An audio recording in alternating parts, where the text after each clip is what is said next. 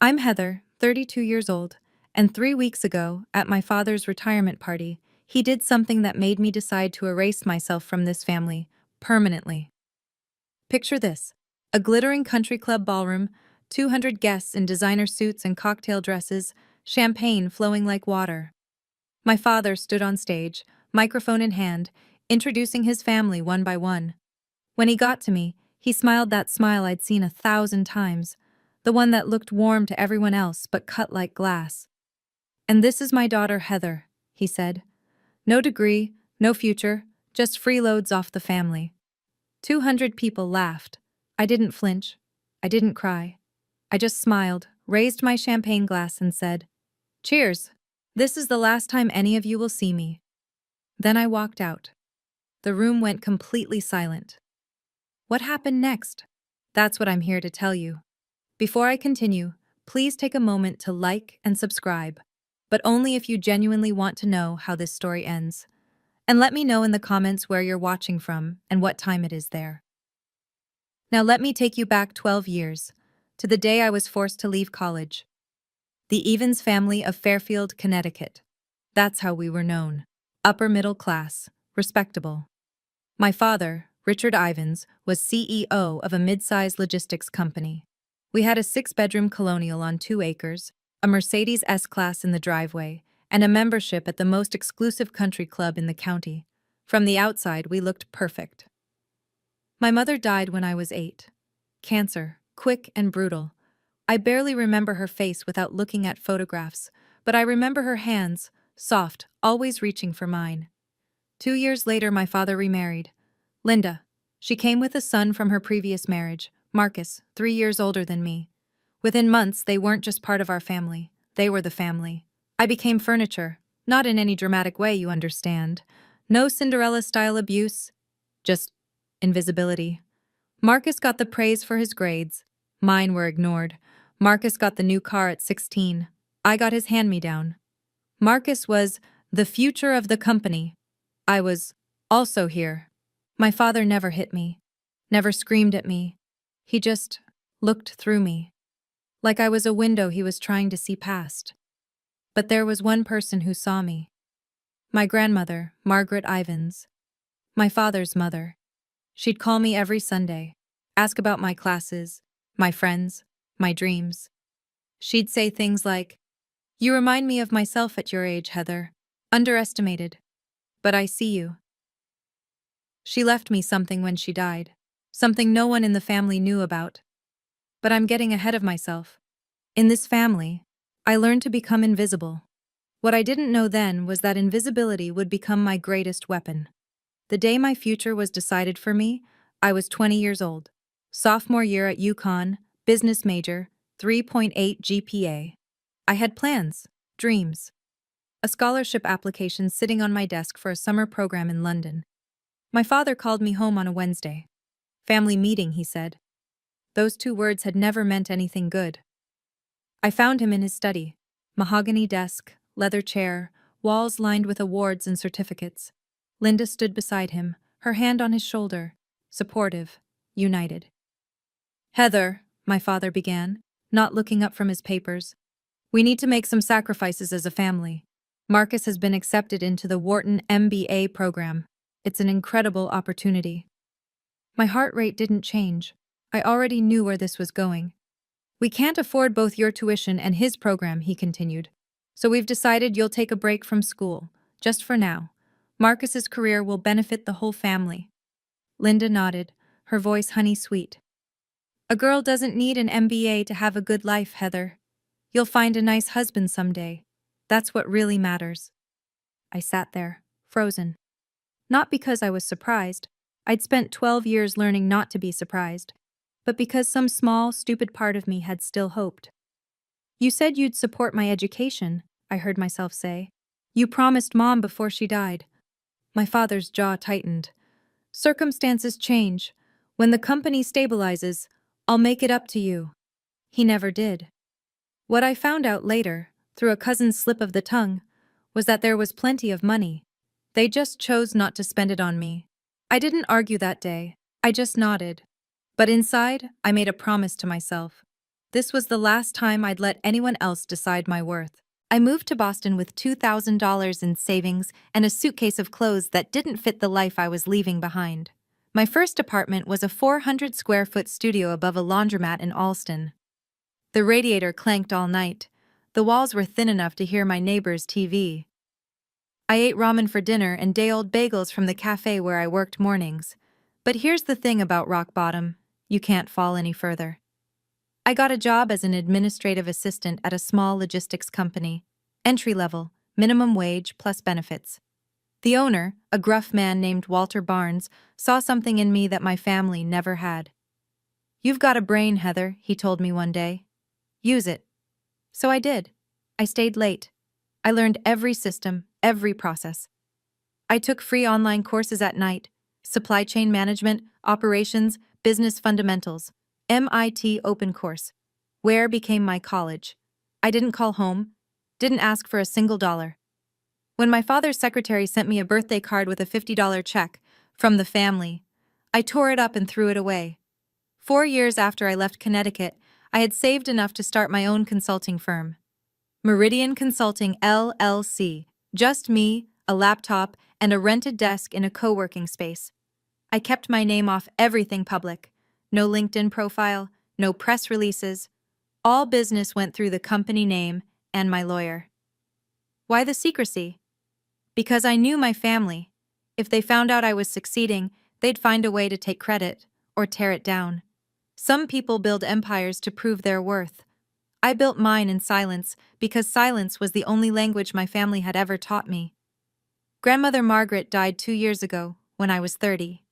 I flew to Connecticut for the funeral, sat in the back pew, watched my father deliver a eulogy about a remarkable woman who dedicated her life to family. The irony was so thick I could taste it. At the reception, I kept to myself. No one seemed to notice I was there, which was exactly how I wanted it. But 3 days later, I got a call from a lawyer I'd never heard of. Eleanor Smith, from a Boston firm specializing in estate planning. "Ms. Ivins, I represent your grandmother's separate estate. She established a trust fund in your name 8 years ago, with explicit instructions that no other family member be informed of its existence." I nearly dropped my phone. The trust contained $800,000. "She left a letter for you as well," Eleanor continued. "Would you like me to read it?" I said yes, though my voice didn't sound like my own.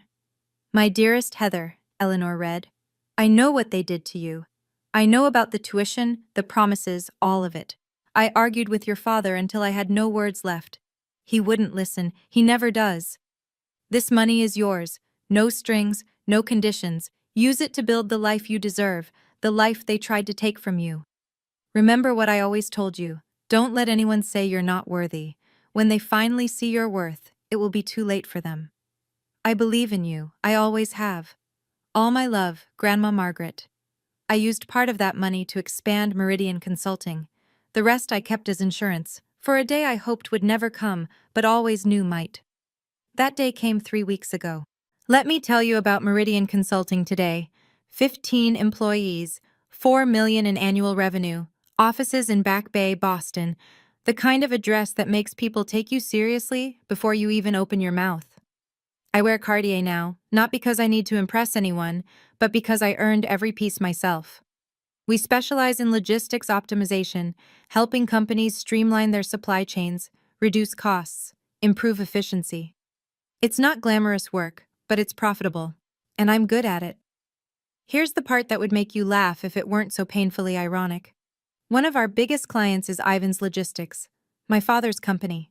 They signed a 5-year service contract with us 3 years ago. We handle their route optimization, warehouse management consulting, and carrier negotiations.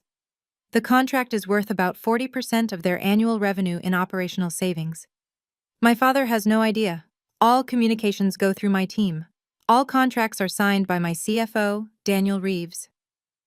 The few times Richard Ivins has praised Meridian Consulting at industry events, he's been praising his own daughter's work. The daughter he told everyone was worthless. 3 weeks ago, I received a formal invitation to his retirement party. Gold embossed lettering. "Richard Ivins requests the pleasure of your company." I almost threw it away. Almost. But then I thought about Grandma Margaret. about 12 years of silence, about every promise broken and every door closed in my face. I RSVP'd yes. Not because I wanted reconciliation, not because I hoped things had changed. I went because I knew, with absolute certainty, that my father would do something unforgivable. And when he did, I wanted to be there to say goodbye on my own terms. I just didn't know how right I would be. The Fairfield Country Club hasn't changed in 30 years. Same Swarovski chandeliers, same pretentious valet service, same crowd of old money and new ambition pretending they belong together. I wore a black Valentino dress, simple, elegant, expensive. My grandmother's pearl earrings, Cartier watch, Hermes Birkin bag. Everything I owned, I'd bought myself. That mattered to me more than the labels. Linda intercepted me at the entrance. She'd aged, but her smile hadn't.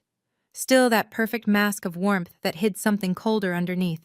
Her dress was Chanel, her diamonds were large, and her eyes did a quick inventory of my outfit before she spoke. "Heather, you came." Her tone suggested this was a pleasant surprise and a minor inconvenience.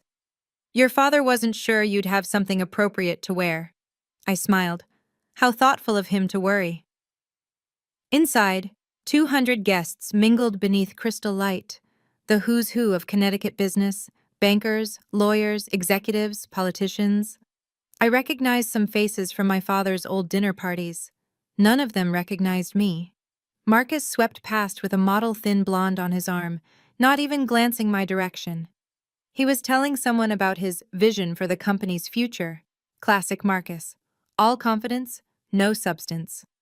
I found my seat assignment. Table 14. The far corner near the service entrance with friends of the family I'd never met. Not the family table, not even close. I wasn't surprised, but I noted it. A waiter offered champagne, Dom Perignon, nothing but the best for Richard Ivans's big night. I took a glass. Across the room, I caught my father's eye. He nodded once, a dismissal disguised as acknowledgement, then turned back to his real guests. The evening was just beginning, and I had a front row seat to my own family's contempt. I've learned, over the years, that the best information comes from staying quiet and keeping your ears open. From my corner table, I watched and listened. The acoustics in that ballroom carried conversations better than people realized. My father was holding court near the bar, surrounded by business associates. I heard him mention operational restructuring and strategic partnerships, standard executive speak. But then, "Meridian Consulting has been transformative for us," he was saying to a silver-haired man I recognized as a major shipping executive. "They're the backbone of our operations now. Whoever runs that company is a genius." The other man nodded. "I've been trying to get a meeting with them for months. Very private operation. Do you know who's behind it?" My father shrugged. "Never met them personally. Everything goes through their legal team and account managers. But honestly, I don't care who they are as long as they keep delivering results." I took a sip of champagne to hide my smile. My phone buzzed. A text from Daniel, my CFO. "Contract renewal docs from Ivan's Logistics arrived today. They want another 5 years. Waiting on your decision." I typed back, "I'll have an answer by end of week." What my father didn't know, what nobody in that room knew, was that Meridian's contract with Ivan's Logistics was coming up for renewal. If we walked away, they'd lose 40% of their operational efficiency overnight. In logistics, that's not just an inconvenience, that's a death sentence. I hadn't decided what to do yet. Part of me wanted to keep the professional relationship separate from the personal toxicity, but as I watched my father bask in praise for his company's success built partly on my work, I felt something shift. Tonight would determine everything. I needed a refill on my champagne. Or maybe I just needed to move, to shake off the strange energy building in my chest. At the bar, I ran into the extended family firing squad. Aunt Susan, Linda's younger sister, spotted me first. Her face did that thing where surprise becomes pity, becomes condescension in about half a second. "Heather, oh my goodness, I almost didn't recognize you." She looked me up and down. "You look, well, still up in Boston, doing whatever it is you do?" "Consulting," I said. "Supply chain management." "Oh, how nice." The way she said it made it sound like I'd told her I collected bottle caps. Are you seeing anyone? Your father mentioned you're still single. 32, right? Time flies. Before I could respond, Uncle David joined in. Richard was just telling me you're still figuring things out. Nothing wrong with being a late bloomer, I suppose. Not everyone is meant for traditional success. I realized, with cold clarity, what had happened. My father had briefed them, given them talking points about the family disappointment, set the narrative before I even arrived. Richard said you had some emotional difficulties after leaving school, Aunt Susan continued, lowering her voice conspiratorially. Mental health issues. So brave of you to come tonight despite everything. I felt my grip tighten on my champagne glass. Not from hurt. I was long past that. From the sheer audacity. I appreciate the concern, I said, keeping my voice steady. But I'm doing very well, actually. Better than I've ever been. They exchanged glances. The kind that says, "Poor thing doesn't even know how far she's fallen." I excused myself before I said something I'd regret, but a plan was forming in my mind. Cold, clear, inevitable. Marcus found me on the terrace looking out at the golf course. The September air was cool, and the stars were just starting to appear. Well, well, his voice came from behind me, heavy with contempt. The prodigal daughter. I didn't turn around. Marcus? He stepped beside me, close enough that I could smell his cologne. Tom Ford, probably a gift from our father. Dad's about to give his speech. Wanted to make sure you weren't planning any dramatic scenes. Why would I do that? Because you've always been jealous. He said it like it was established fact. The way you stormed off after the tuition decision. The way you disappeared to Boston like some wounded animal. You've never gotten over it. Now I turned. Looked at my stepbrother in his $5,000 suit, his Rolex, his perfectly styled hair. Is that what you tell yourself? His eyes hardened. I heard you started some kind of company up there, playing businesswoman. He laughed, short and cruel. How long until it fails? 6 months? A year? Then you'll come crawling back, begging Dad for help. I won't. You will. You always do. You're weak, Heather. You always have been. I could have told him then. About Meridian, about the contract, about how his precious company's success was built on the work of the sister he dismissed. But I didn't. Because some revelations need the right stage. You know what, Marcus? You can believe whatever makes you feel better. I started to walk past him. But I promise you this. After tonight, you're going to wish you'd treated me differently. His laugh followed me inside. Dismissive, arrogant. He had no idea what was coming. None of them did. The ballroom lights dimmed. A spotlight hit the stage. My father climbed the steps to thunderous applause, the conquering hero of Connecticut logistics, taking his final bow. Thank you, he said, his voice carrying that practiced warmth he'd perfected over decades. 40 years in this business. It's been one hell of a ride. Laughter. More applause. He began his speech, thanking partners, employees, mentors, thanking God, thanking luck, taking credit for everything. Then came the family segment. I couldn't have done any of this without my incredible wife, Linda. He gestured to her table. 30 years of putting up with my late nights and business trips. You're a saint. More applause. Linda dabbed at her eyes, perfectly on cue. And my son Marcus, who will be taking over as CEO come January. Richard beamed with pride. The future of Ivan's logistics. I couldn't be prouder. Standing ovation. Marcus rose, waved, the picture of corporate royalty. Then my father's eyes found me, and something shifted in his expression. Something mean. And of course, my daughter, Heather. The spotlight swung to my table. I felt 200 pairs of eyes turned toward me. No degree, no real career, just freeloads off the family. He paused for comedic effect. But hey, at least she showed up tonight. Maybe someday she'll find a rich husband to take care of her. The room erupted in laughter, real laughter, the kind that comes from people who think they're in on a joke, not realizing they're watching cruelty dressed up as comedy. I sat perfectly still, didn't flinch, didn't cry, didn't look away. I just waited for the laughter to fade, and then I stood up. The room went quiet as I rose. I could feel every eye on me. Some curious, some pitying, some already preparing to witness a breakdown, the unstable daughter finally cracking under her father's harmless joke. I picked up my champagne glass. Slowly, deliberately. My father's smile faltered, just slightly. He hadn't expected me to react. I never did. I was supposed to sit there and take it, like I always had. I raised the glass toward him. "Congratulations on your retirement, Dad." My voice was clear, steady, loud enough for every microphone in the room to pick up. 40 years in business, quite an achievement.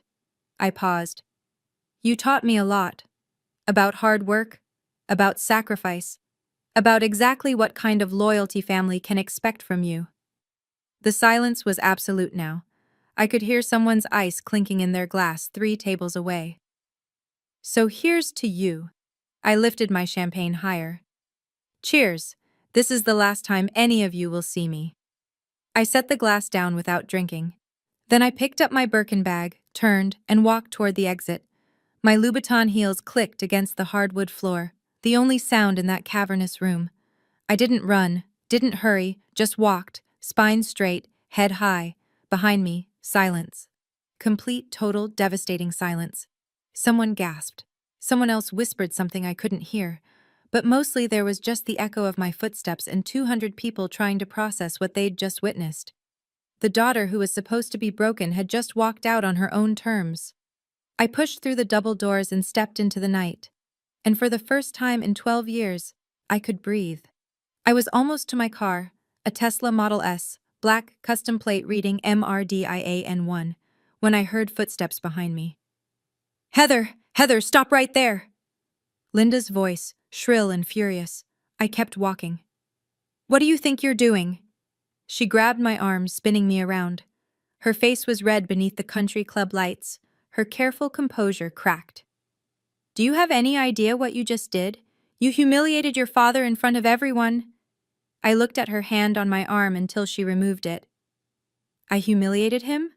I asked quietly. "I think you have that backwards." My father appeared behind her, his face a thundercloud. 200 guests were probably watching from the windows. He was aware of that. I could see him calculating. "Get back inside," he said, his voice low and dangerous. "Apologize. Now." "No." The word hung in the air between us. "This isn't a negotiation, Heather. I'm your father. I'm telling you." "You're telling me what?"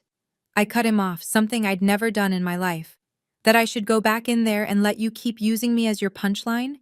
That I should smile while you tell 200 people I'm worthless? It was a joke. It was the truth of how you see me. And I'm done pretending otherwise. I opened my car door. My father stepped forward. "If you leave now, you're done. Do you understand me? No more family, no more support, nothing." I almost laughed. "Dad, you cut me off 12 years ago. You just didn't have the courage to say it out loud." I slid into the driver's seat.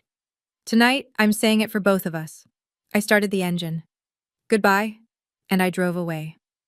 I pulled into a rest stop about 20 minutes outside Fairfield and sat in my car, engine idling, hands still on the wheel. For a long moment, I just breathed. Okay, let me step out of the story for a second and talk to you directly.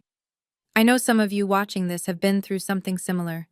Maybe not a retirement party, maybe not 200 witnesses, but that feeling of being the family disappointment, the one they talk about in whispers, the one whose success they refuse to see. I know you understand. If you've ever sat at a family gathering while someone made you the punchline, if you've ever smiled through pain because making a scene would only prove them right, if you've ever loved people who made you feel invisible, this story is for you. So here's what I'm asking. If any of this is resonating with you, drop a comment, tell me your story, or just let me know you're here. Because honestly, knowing I'm not alone in this, that means more than you can imagine. And if you want to know what happened next, and trust me, the next part is where everything changes, make sure you're subscribed, hit that bell, because what my father discovered in the weeks after that party, well, let's just say he learned exactly how wrong he was about me. Now, back to the story. The morning after the party, I woke up in my Boston apartment feeling lighter than I had in years, but I knew it wasn't over. Families like mine don't let go that easily.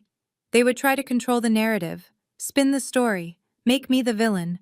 What they didn't know was that I had something they couldn't spin their way out of. Let me tell you about the week that followed. It started with text messages. Not from my father. He was too proud for that. But from cousins, aunts, family friends. People I hadn't spoken to in years, suddenly very concerned about my mental state. Heather, I heard about the party. Your dad says you're struggling. Do you need help? Susan told me you had some kind of breakdown. We're all worried about you, sweetie. Your father loves you. He just wants what's best. Maybe you should apologize and come home. The narrative was already being written. Poor Heather, unstable, jealous, had some kind of episode at the party. Richard Ivins, patient, loving father, doing his best with a troubled daughter. I didn't respond to any of them. Then came the more interesting call. My phone rang on Tuesday afternoon, a Connecticut number I didn't recognize. I answered anyway. Miss Ivins, this is James Crawford. I'm a partner at Ivins Logistics. The voice was polished, professional. I'm calling on behalf of Richard. He'd like to discuss mending fences. Really? Between you and me, there's been some concerning chatter about your connection to certain business partners. Rumors, probably nothing. But Richard thought it would be good to clear the air. I went cold. Rumors, business partners. They were fishing. What kind of rumors? I asked, keeping my voice neutral. Oh, something about our consulting partners at Meridian. Someone thought they'd seen you at their offices once. I'm sure it's a misunderstanding. My mind raced. How? Who had seen me? When? I'm not sure what you're referring to, I said. But please tell my father I have nothing to discuss with him. I hung up. They were getting close. Closer than I'd realized. It was time to stop waiting and start acting. While I was fielding concerned texts in Boston, my father was facing a different kind of crisis in Connecticut. I learned later, much later, what happened in that boardroom. Richard Ivins had walked into what should have been a routine quarterly meeting. Instead, his CFO looked like he'd seen a ghost. We have a problem with Meridian Consulting, the CFO said, sliding a folder across the mahogany table. Their contract is up for renewal in 6 months.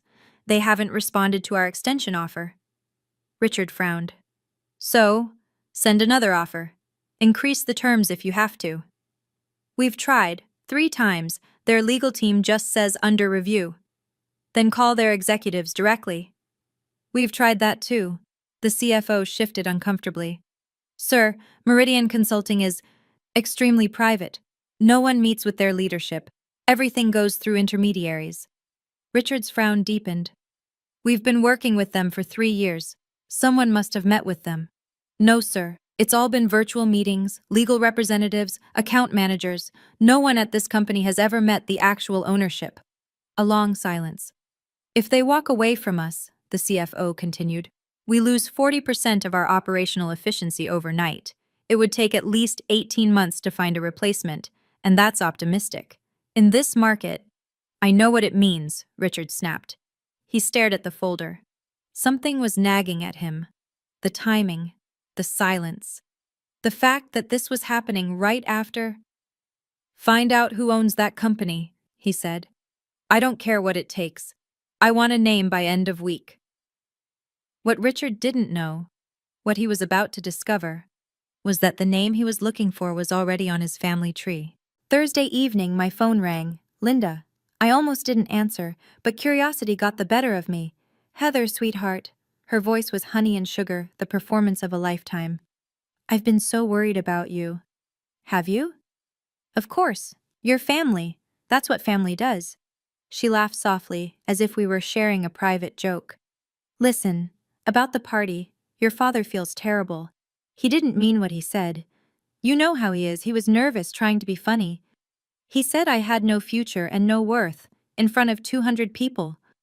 He exaggerates when he's anxious, you know that. Linda paused, recalibrating. Why don't you come home this weekend? We could have dinner, just the 4 of us. Clear the air, start fresh. I could picture her sitting in that pristine living room, rehearsing this call, planning exactly which buttons to push.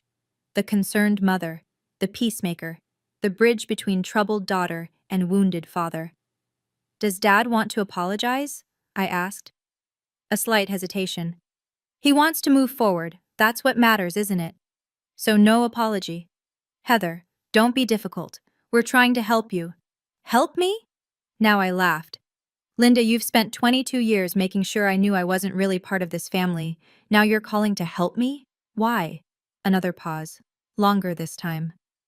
I think we both know there's more going on here than just family drama, she said, her voice dropping its warmth. Whatever you're planning, and I know you're planning something, it would be better for everyone if you just came home and talked this through. No. I hung up before she could respond. They knew something. They just didn't know how much to be afraid of yet. The next morning, I drove to Eleanor Smith's office in downtown Boston. Eleanor had been my grandmother's lawyer and, since the trust fund, had become mine. Her office was sleek and efficient, glass and steel, Boston skyline views, the kind of place where serious business happened. "I've been expecting you," she said when I walked in. "I assume this is about Ivan's Logistics." "They're investigating Meridian, trying to find out who owns it." Eleanor nodded, unsurprised. "Your anonymity was always going to be temporary.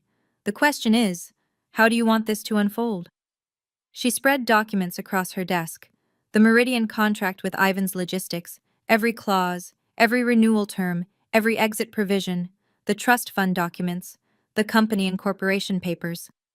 "Your contract includes a standard 30-day termination notice," Eleanor said, pointing to the relevant section. "You can end the agreement for any reason. No penalties, no legal exposure." "And my grandmother's trust?" "Completely separate from the Ivans family estate, legally unimpeachable. Richard has no claim to any of it, even if he tried to contest." She looked at me over her glasses. "Margaret made sure of that." I stared at the papers. Everything was in order, everything was legal, every T crossed, every I dotted. "What did my grandmother say about all this, when she set up the trust?" Eleanor smiled sadly. She said, "One day, Heather is going to need leverage, and when that day comes, I want her to have it." I felt tears prick at my eyes. Grandmother Margaret, protecting me even from the grave. "She also said something else," Eleanor added. "Tell her not to be cruel about it. Just be honest. Sometimes the truth is punishment enough." I nodded. The truth it was, then. That afternoon, I sat down with Daniel Reeves, my CFO, in Meridian's conference room. Daniel had been with me since year 2. He knew everything about my family, about Ivan's Logistics, about why I'd kept my name off the paperwork. He was loyal, competent, and the closest thing I had to a true ally. "They want to renew the contract," he said, scrolling through his tablet. 5 more years. Actually increase the terms by 12%. They're nervous. They should be. I pulled up the financial projections on the conference room screen. Numbers don't lie, and these numbers told a devastating story. If we walk away, Ivan's Logistics loses 40% of their operational efficiency within 60 days. In logistics, that's not a dip. That's a free fall. Their clients will start looking elsewhere. Their margins will collapse. Daniel nodded. "Marcus just took over as CEO. If this hits on his watch, his reputation is finished before he starts." We sat with that for a moment. It felt surreal, holding so much power over people who had spent decades making me feel powerless. "What do you want to do?" Daniel asked. I'd been thinking about this for days, about Grandma Margaret's words, about revenge versus truth, about what kind of person I wanted to be. "Draft the termination letter," I said finally. 30-day notice per the contract terms. No malice, no accusations, just business. And the reason? Strategic repositioning. That's all they need to know officially. I paused. "But I'm also going to write a personal letter to my father. Separate envelope. He deserves to know exactly who he's been depending on, and exactly why that's ending." Daniel nodded. "When do you want to send it?" "Monday. First thing. No more waiting. No more hiding." I spent all of Sunday writing that letter. Not the official termination notice. Daniel handled that. The professional language, the legal provisions, the clinical restructuring of client portfolio explanation that would go in the file. I wrote the personal letter. The truth. I went through 7 drafts. The first was too angry. Pages of accusations, every hurt catalogued and condemned. The second was too cold. The third was too desperate.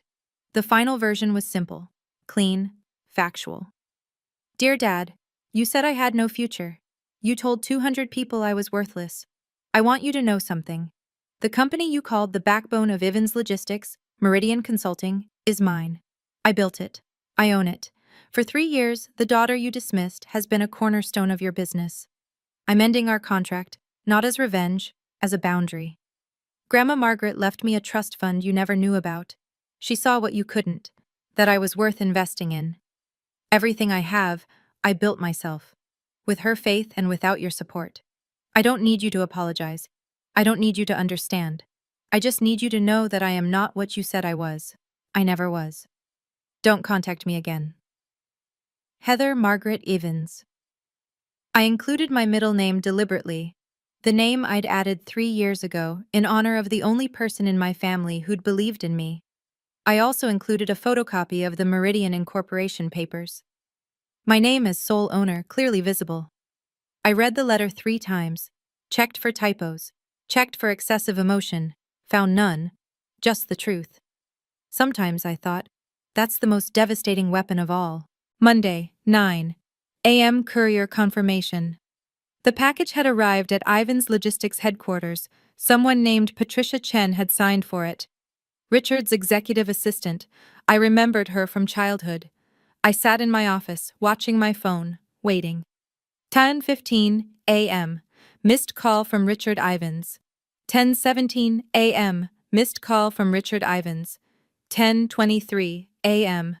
Missed call from Marcus Ivans. 10:31 a.m. Missed call from Linda Ivans. 10:45 a.m. Missed call from Richard Ivans. 11:02 a.m. Text message from Richard. Call me now. 11:15 a.m. Text message from Marcus. What the hell is this? Call us. 11:34 a.m. Text message from Linda. Heather, this is not funny. Pick up your phone. By noon, I had 12 missed calls, 8 text messages, and 2 voicemails I didn't bother listening to. I didn't respond to any of them. I had waited 12 years for this moment. They could wait a few more hours. At 2 p.m., my assistant knocked on my door. Ms. Ivans, there's a family who says they need to see you immediately. They're in the lobby. So, they'd driven to Boston, 5 hours of traffic and panic just to confront me in person. I took a deep breath, checked my reflection in the window, straightened my blazer. Send them to conference room B, I said. I'll be there in 5 minutes. This was it. The conversation I'd imagined 1,000 times. The confrontation I'd prepared for without knowing when it would come. I thought of Grandma Margaret, of her letter, of her faith in me. Don't be cruel, she'd said. Just be honest. I stood up, smoothed my skirt, and walked toward the conference room. Time to be honest. Conference room B had glass walls. I'd chosen it deliberately. My 15 employees could see inside, though they couldn't hear. Witnesses, not to humiliate anyone, but to ensure the meeting stayed civil. Richard, Linda, and Marcus stood clustered near the window, looking out at the Boston skyline they'd never expected to see from this perspective. From my domain. My territory. My father turned when I entered. His face was gray, older than I'd ever seen him look. Heather. His voice cracked on my name. What is this? Hello, Dad. Linda. Marcus. I took a seat at the head of the conference table, calm, professional. I assume you received my letter. Your letter? Marcus stepped forward, jabbing his finger toward me. You can't just… This isn't… Sit down, Marcus. My voice was quiet but firm.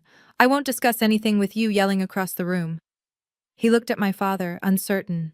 Richard nodded sharply. They sat. For a long moment, no one spoke. Finally, Richard leaned forward. This is all some kind of misunderstanding. What part? Meridian Consulting. You can't possibly, a company like that, you didn't… I did.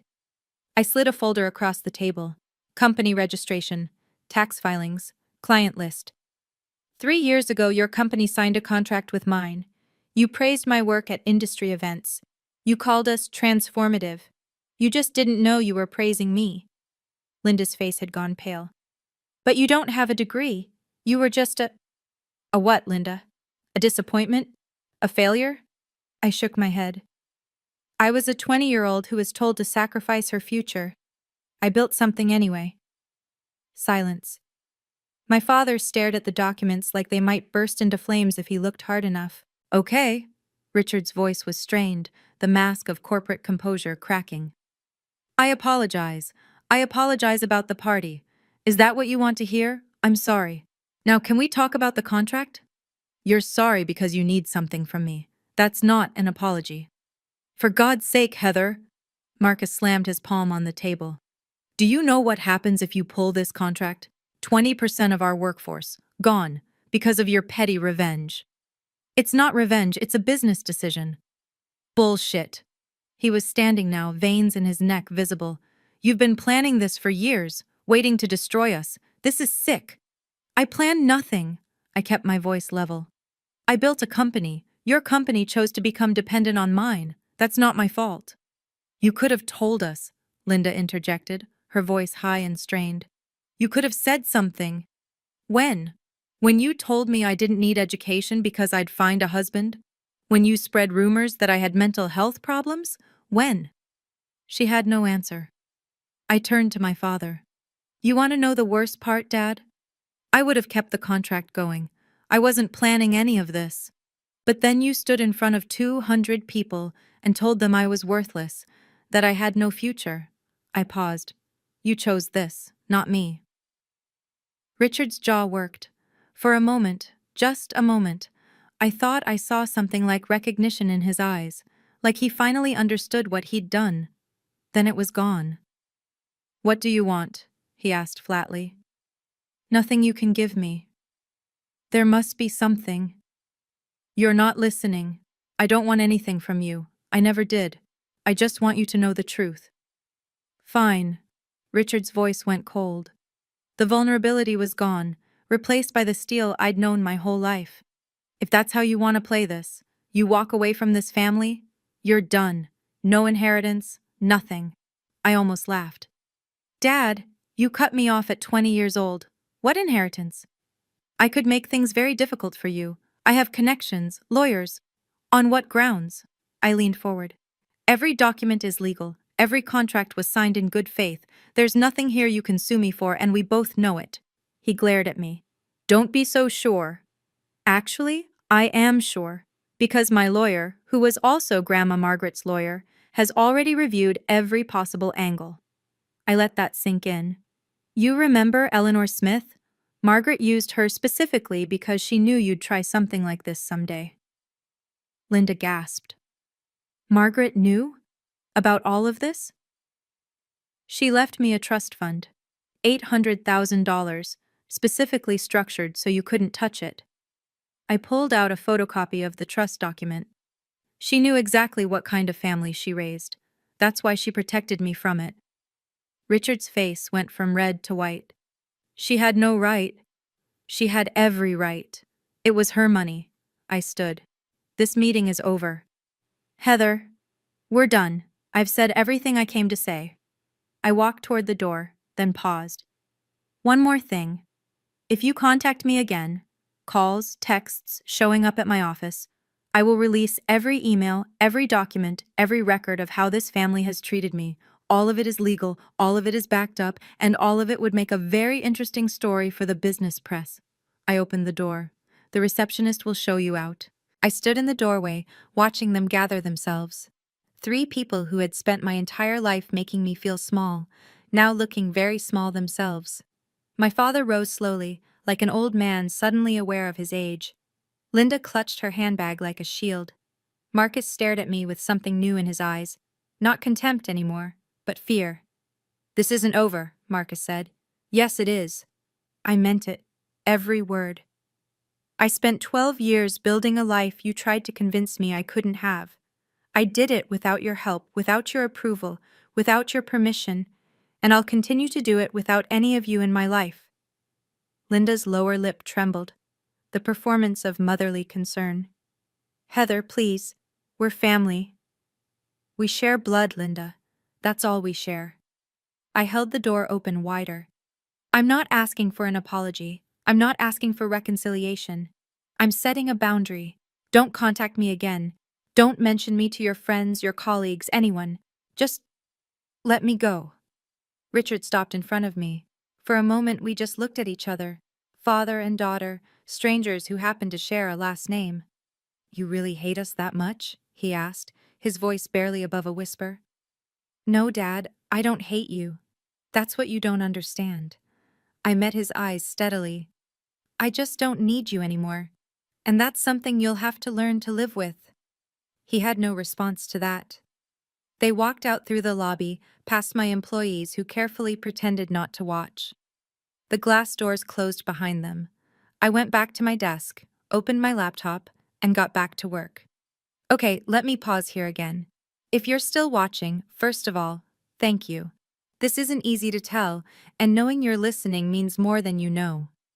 If you think this is where the story ends, it's not. The fallout from that meeting rippled out further than I expected. When I sent that termination letter, I thought I was just setting a boundary, protecting my peace, walking away from people who had hurt me. I didn't anticipate what would happen to Ivan's logistics, or to my father's reputation, or to the family secrets that would come spilling out once people started talking. Here's my ask.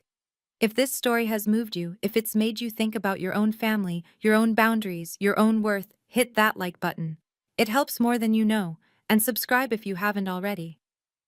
Turn on notifications, because the ending of this story, it's complicated, it's messy, and it taught me something about revenge that I didn't expect. Also, I'd love to hear from you. Drop a comment telling me, have you ever had to walk away from family? Did it feel like freedom, or like grief? Or maybe both? I've read every comment on my previous stories, and they've helped me feel less alone in this. So please, share your thoughts. Now, back to the story. 1 week after that confrontation in my office, I received a phone call from someone I hadn't spoken to in years, someone who had information that changed everything I thought I knew about my family, and about why they really treated me the way they did. Let me tell you about that call. The caller was my Uncle Robert, my father's younger brother. Robert had always been the black sheep of the Ivans family, an artist, a dreamer, the one who didn't go into business. I hadn't seen him since my mother's funeral, hadn't spoken to him in over a decade. "Heather." His voice was older, rougher. "I heard what happened, at the party, at Richard's office. Word travels fast. Small community." He paused. "Listen, there's something you should know. Something I should have told you years ago, but I was too much of a coward." I sat down slowly. "I'm listening." "When your father said the family couldn't afford both your tuition and Marcus's, that was a lie." "I know, I figured that out." "No, you don't understand. It wasn't just that there was money available. There was a specific fund. Your mother set it up before she died, for your education. Enough to cover a full 4 years at any school in the country." My heart stopped. "Richard drained it, used it for Marcus's MBA, then told you there was no money." Robert's voice cracked. "Your mother wanted you to have choices, Heather. Richard stole them." The room tilted. I gripped the edge of my desk. "Why didn't you tell me?" "Because I was afraid of Richard. We all were." Robert exhaled. "Margaret, your grandmother, she found out. That's why she set up the trust for you. She couldn't get your mother's money back, but she could make sure Richard didn't take anything else." I thought about Grandma Margaret's letter. "I know what they did to you." She knew, all along. "Why are you telling me now?" I asked. "Because it's time the truth came out. All of it." He wasn't done. 2 months after I terminated the Meridian contract, the consequences became public. I wasn't trying to monitor what happened to Ivan's logistics. Honestly, I was trying to move on. But in the Connecticut business community, news travels fast, especially bad news. The company announced a 20% workforce reduction. 70 employees laid off, right before the holidays. The press release blamed market conditions and strategic restructuring, but everyone knew the real story. Their biggest consulting partner had walked away, and they couldn't recover. Marcus, barely 3 months into his role as CEO, was already being questioned by the board. His vision for the future was crumbling under the weight of his father's bridge burning. Richard came out of retirement to help manage the crisis. The triumphant exit he'd planned, the legacy he'd built, was unraveling. But the real damage was to their reputation. Word spread. Not from me, I kept my mouth shut. But 200 people had watched my father humiliate his daughter at that party, and when those same people heard that the daughter was actually his company's most important business partner, the whispers started. Did you hear about Richard Ivins? Mocked his own daughter, turns out she was keeping his company afloat. Always thought there was something off about that family. In Connecticut business circles, reputation is everything. And Richard's was crumbling. A former colleague told me that at a recent industry dinner, Richard sat alone. No one wanted to be associated with the man who'd publicly disowned the daughter who'd secretly been his backbone. I didn't feel triumphant hearing this. I didn't feel satisfied. I just felt tired. Grandma Margaret had been right. Sometimes the truth is punishment enough. I didn't have to do anything else. The truth did it all by itself. 6 months later, I sat in a therapist's office in Beacon Hill. Not because I was falling apart, because I was finally ready to put myself back together. You don't seem like someone who needs therapy, Dr. Patel said during our first session. Everyone needs therapy, I replied. I'm just finally letting myself admit it. We talked about my family, about the years of invisibility, about the burden of building success in silence, about the strange grief of cutting ties with people who were supposed to love me. Do you regret what you did? She asked. No, and I meant it. I regret that it had to happen, but I don't regret protecting myself. Outside of therapy, my life was good. Better than good. Meridian was thriving. We'd replaced the Ivans contract with 3 smaller clients, more diversified, more stable. Daniel got a promotion. I hired 4 new employees. We moved to a bigger office with views of the harbor. I reconnected with Uncle Robert. We had dinner once a month. He told me stories about my mother, the real ones, not the sanitized versions my father had fed me. She'd been fierce, apparently, stubborn, a fighter. You're just like her, Robert said. She'd be so proud of you. I still kept the photo of Grandma Margaret on my desk. I visited her grave every month, left flowers, told her about my life. It felt strange talking to a headstone, but also healing. I did it, Grandma, I told her one spring morning. I didn't let them define me. The wind rustled through the cemetery trees. If I listened closely, I could almost hear her voice. I knew you would, sweetheart. I always knew. So here's what I learned. If you want the moral of this story, your worth is not determined by a degree. It's not determined by your family's opinion. It's not determined by who believes in you or who tries to tear you down. Your worth is determined by what you build when no one is watching, by who you become when everyone counts you out, by the life you create with your own 2 hands. My father thought he was teaching me a lesson at that retirement party. He thought he was putting me in my place. What he actually did was set me free. I don't hate my family. That's the part people struggle to understand. Hate takes energy. Hate is a chain. I'd rather spend that energy on people who deserve it, on work I believe in, on relationships that nourish me, on a life that's truly mine. Boundaries aren't about revenge. They're about protection. They're about saying, this is where my life begins and your damage ends. If you're in a family that makes you feel small, if you have people in your life who see your potential as a threat instead of a gift, if you've ever been the family disappointment, the scapegoat, the invisible one, I see you. I've been you. And I promise you, there is life on the other side of walking away. Thank you for listening to my story. Thank you for being here. If this resonated with you, please subscribe. Hit the notification bell. Check the description for more stories like this one. And remember, you are not what they said you were. You never were. You are so much more. Until next time, this is Heather, and I'm finally free.